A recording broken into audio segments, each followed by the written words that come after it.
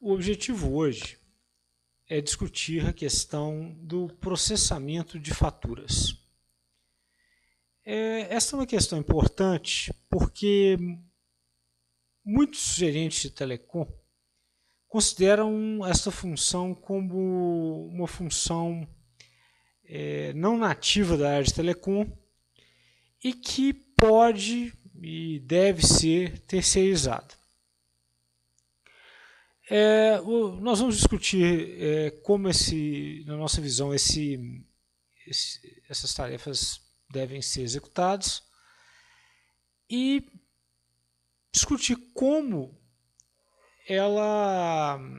as diversas formas que esse processo pode ter. Inicialmente, é importante ter em mente o seguinte, que nós temos duas divisões dessa tarefa. Uma, obter as contas, e outra, verificar se essas contas estão corretas. São dois processos distintos que, como diz, tem que ser tratados de forma separada. Bom, a parte de obtenção de contas, é preciso compreender em que contexto esse processo se der. Uma grande organização, ela usualmente tem centenas de contas de telecom, originadas a partir de dezenas de provedores de serviço. E essas contas elas podem chegar na organização via correio, chegar em papel, chegar em CDs, serem disponibilizadas no site da operadora para serem baixadas. Quer dizer, você tem uma multitude de formas nas quais essas faturas chegam na organização. Elas podem ser encaminhadas para um ponto central, elas podem ser encaminhadas diretamente para o site onde o recurso está instalado. Elas podem ter diferentes níveis de agrupamento, ou seja, você pode ter uma conta para um recurso ou uma conta englobando vários recursos. Desse modo, é importante ter mapeado exatamente quais são as faturas que devem ser recebidas, quais os recursos que devem ser pagos, como essas faturas chegam e como elas têm que ser organizadas. Isso pode parecer, como diz no primeiro momento, uma coisa simples, mas pode se tornar um processo bem complexo. E lembrando sempre que é uma situação em que não é que a organização pode ficar parada esperando as contas chegar. Não é assim. Ela tem que saber quando a conta está disponível no site, baixar essa conta. Ela tem que saber que aquela conta é entregue no site tal e ela tem que providenciar o encaminhamento dessa conta para o site central. Ou seja, o processo de obtenção das faturas exige sim uma atuação ativa por parte da organização. Isso é algo, digamos assim, que muitas vezes não recebe a devida atenção por parte de quem está controlando isso. E muitas vezes grandes organizações operam em diversos países e a equipe encarregada de obter essas faturas tem que fazer, por exemplo, obter essas contas em sites de operadoras em diversos países, em diversas línguas, em diversas moedas, o que muitas vezes exige algum nível de conhecimento especializado em si mesmo. Essa também é a razão pela qual o time de telecom tem que ter alguma atuação no sentido de tentar simplificar essas faturas de forma a agrupar o máximo possível as cobranças dos recursos e também, de certa maneira, digamos, unificar os contratos, o máximo possível e fazer com que a entrega das faturas se dê num único endereço ou numa quantidade menor possível de endereços, ou pelo menos em um endereço por país, uma coisa desse tipo. Outro aspecto importante é lembrar que esse processo de obtenção de contas ele está ligado ao processo de contratação e cancelamento de recursos e alteração também de recursos. Então exige que quem cuide da obtenção de contas esteja muito alinhado com o que foi contratado, cancelado ou mudado no último ciclo de cobrança. Muitas vezes uma fatura que você tinha que obter todo mês, o recurso foi cancelado, ela deixou de existir, ou um recurso novo foi contratado e uma nova fatura tem que ser baixada no site, uma coisa desse tipo. Então há de se ter essa interação, essa atualização entre o que foi contratado, cancelado ou alterado, para que o processo de obtenção de fatura se dê de forma correta. Bom, o segundo macroprocesso, nessa parte de processamento de faturas, ele se dá uma vez que a gente tenha já obtido todas as faturas em si, que é verificar se as cobranças estão corretas.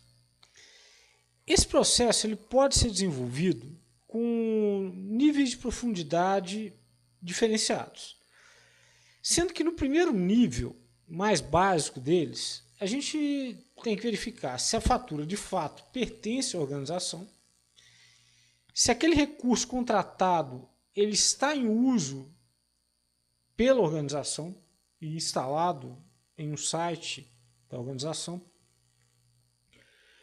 Na sequência, nós temos que verificar itens tais como se o valor histórico cobrado é compatível, se existem cobranças devidas por instalação ou assinaturas, se as cobranças em função disso são corretas, se existe alguma cobrança indevida por pagamento atrasado, ou se os impostos foram adequadamente cobrados. Quer dizer, são questões macro das faturas. Indo a um nível de profundidade maior, nós podemos ainda verificar se há crédito por problemas de downtime, no caso de links de dados, por exemplo. Às vezes você tem reembolsos. Ou calcular as chamadas baseado nas tarifas contratadas, o que é normalmente o que se entende como auditoria de contas, de voz, né? Ou seja, uma vez recebendo as contas, nós temos que ser capazes de verificar se elas estão corretas, e essa verificação ela pode se dar em diferentes níveis de profundidade, sendo desde o mais básico, que é só verificar se ela pertence à organização e se ela está em uso, até o mais detalhado, no qual nós fazemos até o recálculo das próprias chamadas. O mais comum, tá, é adotar um mix dessas estratégias. Normalmente, adotando um critério de fazer uma verificação por valor histórico na maior parte das chamadas, na maior parte das faturas, e fazendo uma verificação de chamadas nas grandes contas de voz. Isso ou adotar uma estratégia do tipo, se o valor cobrado diferir em uma percentagem X do valor histórico, aí sim se faz uma auditoria detalhada. Quer dizer, ou ainda fazer-se uma estratégia do tipo, faça um acompanhamento mensal por valores históricos e faça uma auditoria completa a cada 6 meses, por exemplo. Quer dizer, a estratégia de verificação ela pode variar muito, e ela tem que ser baseada na avaliação da relação custo-benefício, notadamente no percentual de erro que se identificar, e baseado nesse percentual de erro, verifica-se o esforço envolvido na verificação, se compensa.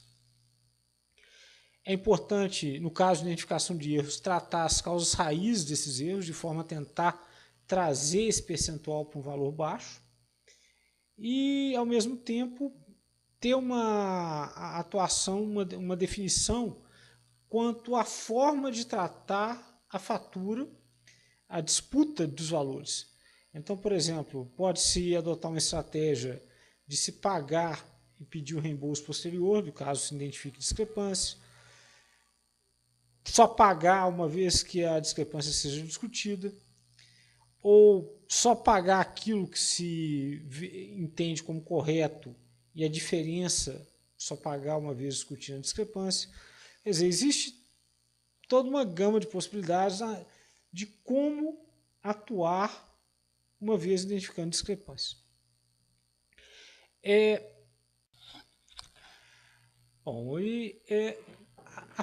A forma de estruturar esse mecanismo de controle, tipicamente, numa área de telecom, envolve termos dois grupos de profissionais, o time de telecom em si e o grupo encarregado de gestão de faturas.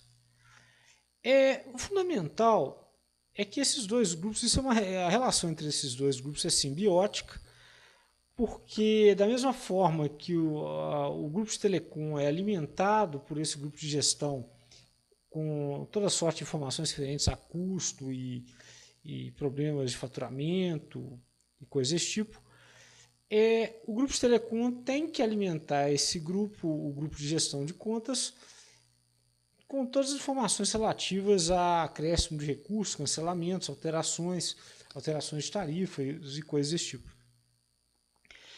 Então, é muito importante que esses dois grupos trabalhem de forma coordenada. Usualmente, o grupo de processamento de faturas e gestão de faturas, como seja chamado, ele é subordinado ao gerente de telecom. Pode ser terceirizado ou não, numa estrutura de BPO, mas ainda assim ele é subordinado à agência de telecom e dessa maneira trabalha integrado com a equipe de telecom da organização. Isso é importante acontecer, seja ele terceirizado ou não. É